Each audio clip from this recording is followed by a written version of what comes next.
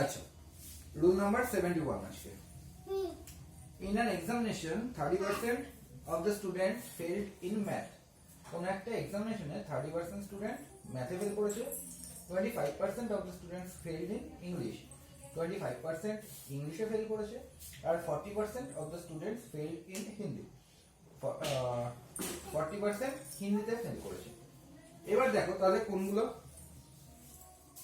এই হিন্দি, ইংলিশ আর ম্যাথে ইন্ডিভিজুয়ালি একটা করে ফেল করেছে কত, 30, 25 আর 40। লিখে নিই, 30, 25 আর 40, এগুলো হচ্ছে একটা করে সাবজেক্টে ফেল করেছে। এবার বলছে কি, if 15% of the students failed in math and English, math আর ইংলিশে 15% ফেল করেছে, 20% ফেল করেছে ইংলিশ আর হিন্দিতে, আর 25% ফেল করেছে ম্যাথ আর হিন্দিতে।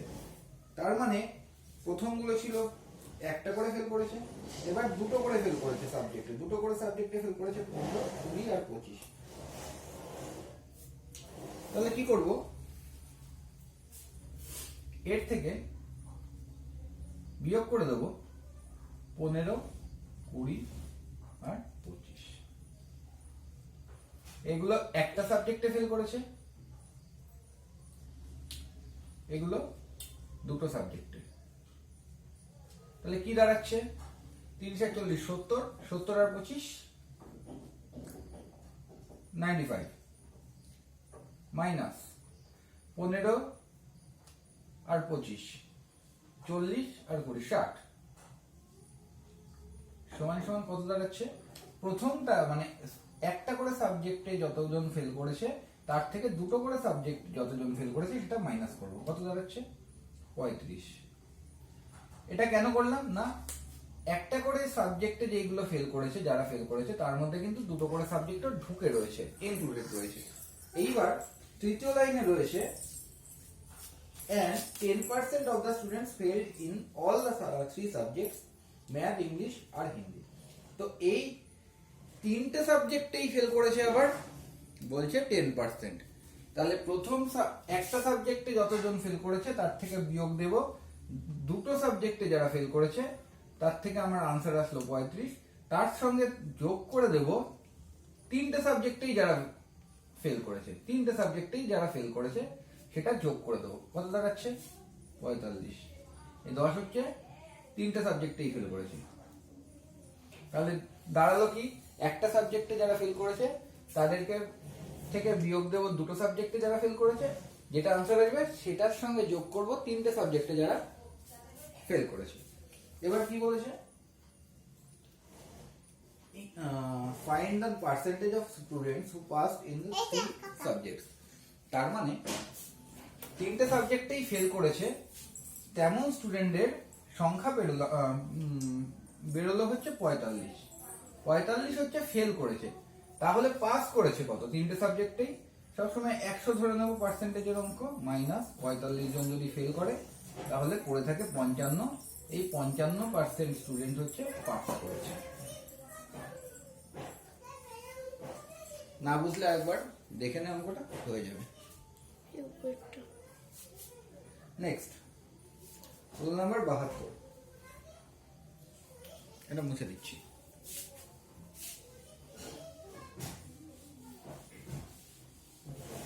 রুল নাম্বার 72 বলছে, in a recent survey 25% houses contains 2 or more people।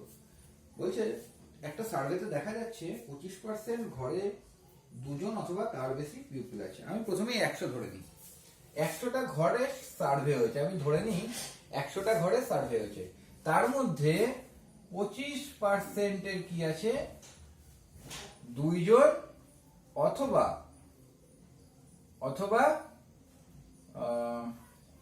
মোর দেন 2, দুজন অথবা দুজনের বেশি স্টুডেন্ট হাউস হোল্ড আছে। তার মানে একজন আছে কতজনের ঘরে, বাকি 75%।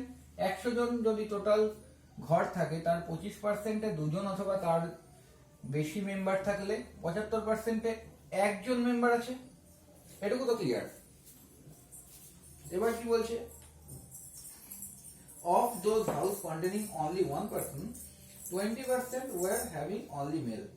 যতগুলো ঘরে একজন করে মেম্বার আছে, যতজন ঘরে মানে 75% ঘরে, যতজন 75% ঘরে, তার মানে বলছে যে 20%, তার আবার 20% একজন করে মেল আছে।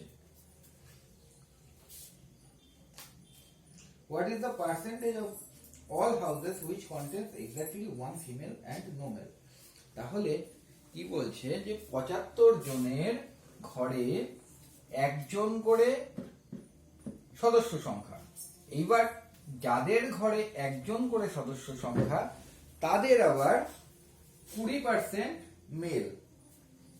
তার মানে এই 75-এর মধ্যে 20% আবার মেল। 75-এর 20% মেল যদি হয়, 75-এর তাহলে 20%, এটাই কিন্তু আবারও তোর 100-তে কনভার্ট করে নিতে হবে। কিরকম কি ব্যাপারটা, যে 75-এর যদি 20% মেল হয় তাহলে ফিমেল কত আছে, বাকি 80%, 80/100। দেখ, আমরা প্রথমে কিন্তু 100 ধরেছিলাম কাকে না, টোটাল সার্ভে। সেকেন্ড টাইম আবার যখন 75-এর ওপর যেটা ধরলাম যে 75-এর ওপর 20% মেল আছে, তাহলে সেই 20% যেটা মেল আছে তার সঙ্গে কিন্তু আমি এইটা বা এইগুলোকে মেলাবো না। 75-এর আবার 20% মেল আছে, এটা আবার অন্য আর একটা 100 হিসেব করে ধরবো। তো 75-এর যদি 20% মেল থাকে তাহলে 80% ফিমেল আছে, তার জন্য 80 ধরলাম, এখানে নিচে 100, 80%, 80/100, তাহলে কেটে দিই, কি দাঁড়াচ্ছে দেখি, এটা 4, এটা হচ্ছে 5, তার দিয়ে এটা কাটলে 5 15 75 সমান 4 15 60। তাহলে 60% এমন ঘর রয়েছে যাতে একজন করে শুধু ফিমেল রয়েছে। তাহলে আরেকবার এটা বোঝাই, দেখ 100 ঘরে সার্ভে হয়েছে, তার 25%-এ 2 জন অথবা তার বেশি মেম্বার রয়েছে। তাহলে এখান থেকে হিসাব করলে সোজাসুজি পাওয়া যায় যে 25 জনে যদি 2 জন থাকে, বাকি 75 জনে একজন করে আছে। এই 75-এর ওপরে কিন্তু আবার 20% হচ্ছে মেল, তাহলে বাকি 80% female, just 80/100। Next, rule number 73।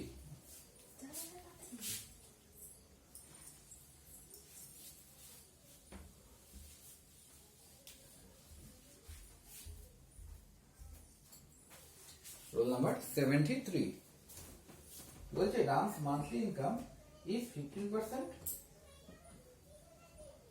More than that of Shyam. রামের মান্থলি ইনকাম শ্যামের থেকে 15% বেশি। Shyam's monthly income is 10% less than that of Sohan. শ্যামের মান্থলি ইনকাম সোহনের থেকে 10% কম, সোহনের থেকে 10% কম। If the difference between the monthly income of Ram and Sohan is rupees 350, যদি রাম আর সোহনের ইনকামের monthly ইনকামের পার্থক্য 350 টাকা হয়, what is the monthly income of Shyam? শ্যামের মান্থলি ইনকাম কত? তো এই ক্ষেত্রে আমরা তিনজনকে আগে ধরে নিই, শ্যাম, সোহন আর রাম। শ্যাম, সোহন আর কত কি রাম। এবার আমরা যে কোনো একজনকে 100 ধরে নেব। কাকে 100 ধরবো? সবসময় চেষ্টা করব শেষে যাকে বলেছে তাকে 100 ধরতে। ব্যাপারটা হচ্ছে যে কোনো একজনকে 100 ধরলেও হয়, যদি শেষের জনকে সবসময় 100 ধরি তাতে করে অঙ্কটা সুবিধা হয়। এবার কোনো কোনো ক্ষেত্রে দেখা যাচ্ছে শেষ জনকে ধরেও অঙ্ক হচ্ছে না, মানে সুবিধাজনক একটা সংখ্যা আসছে না, সেক্ষেত্রে অন্য কাউকে একটা 100 ধরে নিতে হবে সুবিধা মতন বুঝে। তো এই ক্ষেত্রে আমি লাস্টে সোহন বলেছে, তাহলে সোহনকে 100 ধরি। সোহনকে যদি 100 ধরি, শ্যাম বলেছে সোহনের থেকে 10% কম, তাহলে 100 যেহেতু আছে আমি ডিরেক্ট 10 বাদ দিয়ে দিই, 90। বোঝাই যাচ্ছে যে 100-তে 10 কম, 10% কম মানে 100-তে 10 কম, যেহেতু ফিগারটা 100ই আছে সিম্পলি আমি 10 বিয়োগ করে দিলাম, 90। আর কি বলেছে, রামের ইনকাম সোহনের থেকে 15% বেশি, তাহলে 15% যদি বেশি হয় 115, তার মানে শ্যামের কত ছিল, শ্যামের থেকে 15% বেশি, শ্যাম এর থেকে, শ্যামের ছিল 90, এর থেকে 15% বেশি মানে 115/100। এবার কাটাকাটি করে কত আসছে, এটা 10 দিয়ে এটা গেল 2, এটা গেল 2 3 23। আচ্ছা তাহলে কত দাঁড়াচ্ছে এটা? এটা কাটাকাটি করে এক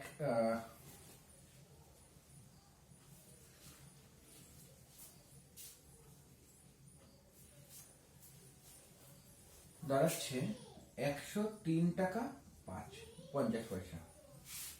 তাহলে বলছে শ্যামের ইনকামের থেকে রামের ইনকাম 350 টাকা বেশি টাকায়। আবার এখানে পার্সেন্টেজে দেখছি শ্যামের 90, রামের 103 টাকা 50 পয়সা। তাহলে এই ক্ষেত্রে কত দাঁড়াচ্ছে? 13 টাকা 50 পয়সা, মানে 13.5%। এগুলো সবকটা পার্সেন্টেজে ধরা হয়েছিল। তো এই 13.5% মানেই কত? 350 টাকা এসেছিল। 300 শ্যাম আর সোহন,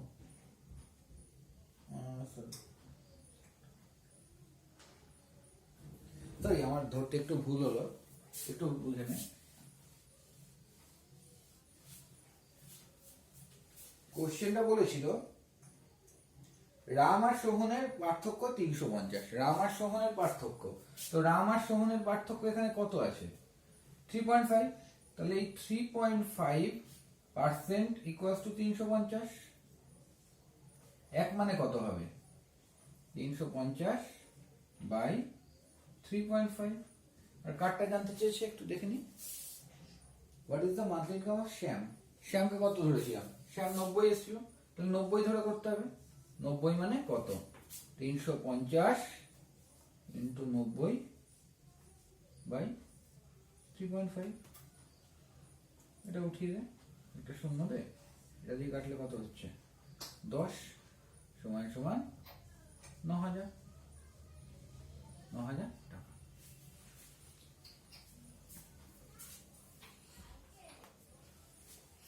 আচ্ছা এবার রুল নাম্বার 74।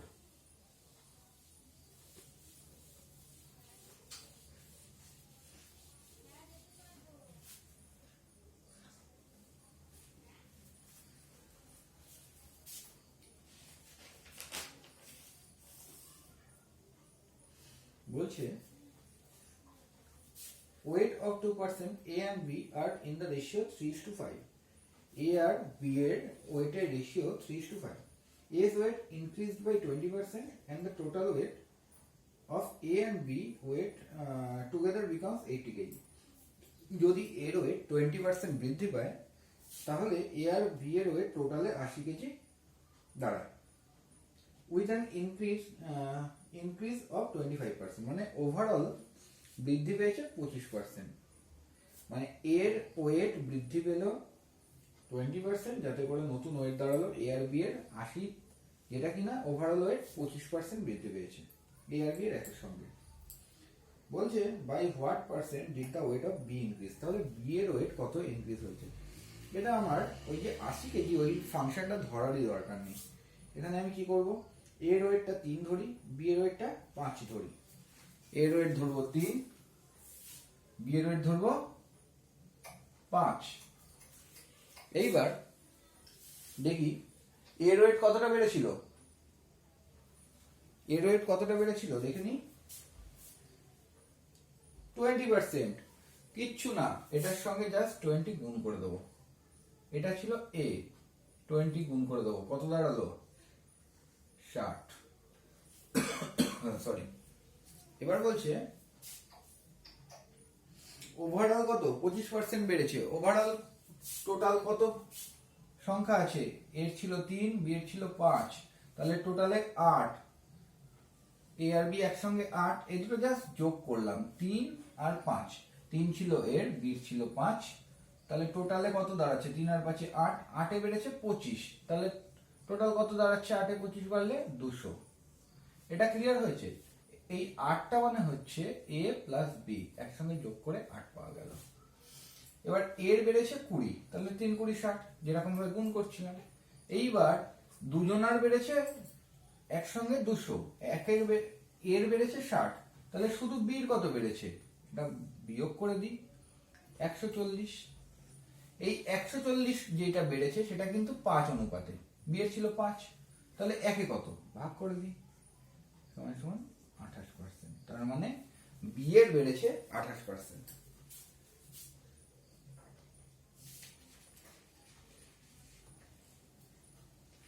Rule number 75।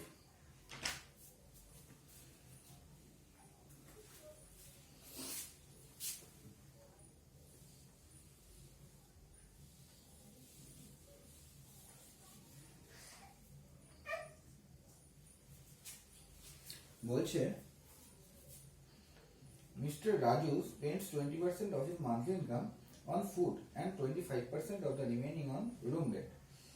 বলছে মিস্টার রাজু কত স্পেন্ড করে? স্পেন্ড করে হচ্ছে 20% কিসে? ফুড আইটেমে। বাকি যা থাকে তার 20% রুম রেন্ট, ঘর ভাড়া দেয়। হি সেভস দ্য রিমেনিং অ্যামাউন্ট, তারপরে সে বাকিটা সেভ করে। If the savings amount is ₹6,000, যদি তার সেভিংস 6,000 হয়, find the monthly income of Raju. রাজুর মান্থলি ইনকাম কত? আর কি? The amount spent on food and the amount spent on the room rent. তাহলে বলছে ফুডে কত টাকা খরচ হয় আর হচ্ছে রুম রেন্টে কত টাকা খরচ হয়। তো আমাকে কি করতে হবে? প্রথমে তার ইনকামে বার করতে হবে। ইনকাম বার করতে গেলে আমাকে সেভিংস থেকে ইনকামে যেতে হচ্ছে, মানে আগেরটায় যেতে হচ্ছে। তার মানে উপরে 100 রাখতে হবে। দুবার খরচের পরে বলেছে 6,000 টাকা হাতে থাকে, তার মানে দুবার উপরে 100 রাখবো। প্রথমবার খরচ করে কত? 20%, পরের বার 25%। তো 20% যদি খরচ করে হাতে থাকে 80 টাকা, 25% যদি খরচ করে হাতে থাকে 75 টাকা। জাস্ট কাটাকুটি করি, এখান থেকে এটা কাটলো, এখান থেকে 3, এদিকে 4, এদিকে 3 দিয়ে এটা কাটলে 200, 8 দিয়ে এটাকে কাটলে 2, 1, সমান সমান কত দাঁড়াচ্ছে? 10,000 টাকা। তাহলে মিস্টার রাজুর মান্থলি ইনকাম হচ্ছে 10,000 টাকা। এবার কি জানতে চেয়েছে? ফুড আইটেমে কত খরচ করে। তো 10,000 এর ফুড আইটেমে কত খরচ করে? 10%। তাহলে 10,000 এর 20%, 20/100। 10,000 এর 20% খরচ করে, তাহলে কত? 2,000 টাকা। ক্লিয়ার? এবার কি বলছে? আর রুম রেন্টে কত খরচ করে? রুম রেন্টে তো প্রথমে 10,000 টাকা ইনকাম ছিল, তার থেকে ফুড আইটেমে 2,000 টাকা যদি খরচ করে, তাহলে পড়ে থাকে কত? 8,000 টাকা। 8,000 টাকা কি করে পেলাম? 10,000 টাকা ইনকাম, তার থেকে 2,000 টাকা ফুডে খরচ করে, তারপরে রিমেইনিং থাকে 8,000 টাকা।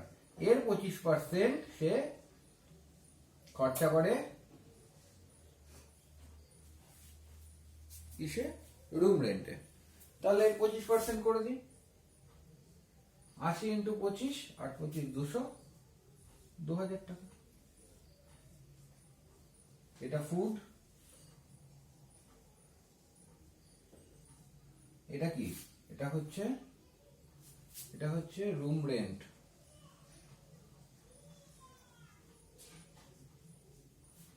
আর এটা হচ্ছে ইনকাম।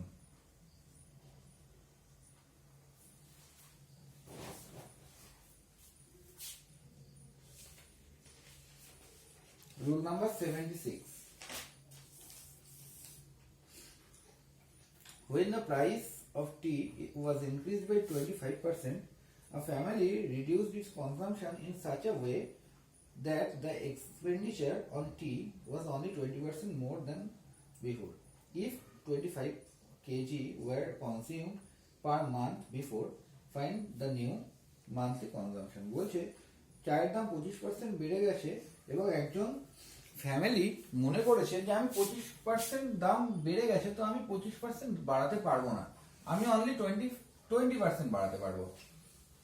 তাহলে চায়ের দাম দেখ 100 টাকা থেকে 125 টাকা হয়ে গেছে, কিন্তু হাউস হোল্ড 125 টাকা খরচ করতে পারবে না, 120 টাকা অবধি খরচ করতে পারবে। তাহলে যারা আগে 25 কেজি চা খেত, তারা এখন কত কেজি চা খেতে পারবে? তো আগে দাম ছিল কত 100, এখন দাম হয়েছে 125 টাকা বেড়ে, কিন্তু আমি খরচ করতে পারবো 120। তাহলে 120 টাকায় কিন্তু এখন 125 টাকায় এখন 25 কেজি চা পাওয়া যাবে। যে আগের যারা আগে হাউস হোল্ড 25 কেজি চা খেত, তাহলে এই 25 কেজি চা কিনতে কিন্তু তাকে এখন 125 টাকা বেয়ার করতে হবে, কিন্তু সে 125 টাকা অবধি বেয়ার করতে পারবে না, সে 120 টাকা অবধি বেয়ার করতে পারবে। তাহলে কত কেজি চা পাবে? আগে খেত 25 কেজি, এখন খাবে 120 টাকার। এই 25 আর 125 এর কম্পেয়ার করা যায় কিভাবে? এখন 25 কেজি চায়ের দাম 125 টাকা, 25 কেজি চায়ের দাম 125 টাকা, এই দুটোকে আমরা সমান সমান করতে পারি। এবার 120 টাকায় আমরা কতটা চা পাবো? কতটা চা পাবো মানে আমাকে কিসের দাম কি রাখতে হবে? কতটা চা পাবো মানে চাটা উপরে রাখতে হবে। চা কত কেজি? তাহলে 25 আর 125 এই দুটোকে আমরা কম্পেয়ার করছিলাম, ইন্টু 120, এটাও করতে পারি, ব্যাপার একই। লাস্ট একটাই পড়ে আছে 77, বলেছে the price of sugar increased by 20% and a housewife reduced the consumption of sugar by 20%. Hence the expenditure on sugar. বলছে সুগারের দাম 20% বেড়ে গেছে, কিন্তু আমার হাউস হোল্ড 20% দাম বাড়াতে পারবে না, তার জন্য খাওয়া 20% কমিয়ে দিয়েছে। তাহলে এফেক্ট কি পড়লো? তো আমরা এটাকে 10-10 করতে পারি। দাম বেড়ে গেছে 20% মানে 120 হয়েছে, আমরা 12 লিখতে পারি।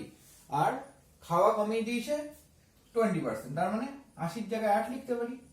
8-12 96, তার মানে 100 থেকে 4 কম, -4 আছে, তার মানে কি দাঁড়াচ্ছে? 4% ডিক্রিজ করবো খাওয়া। ঠিক আছে।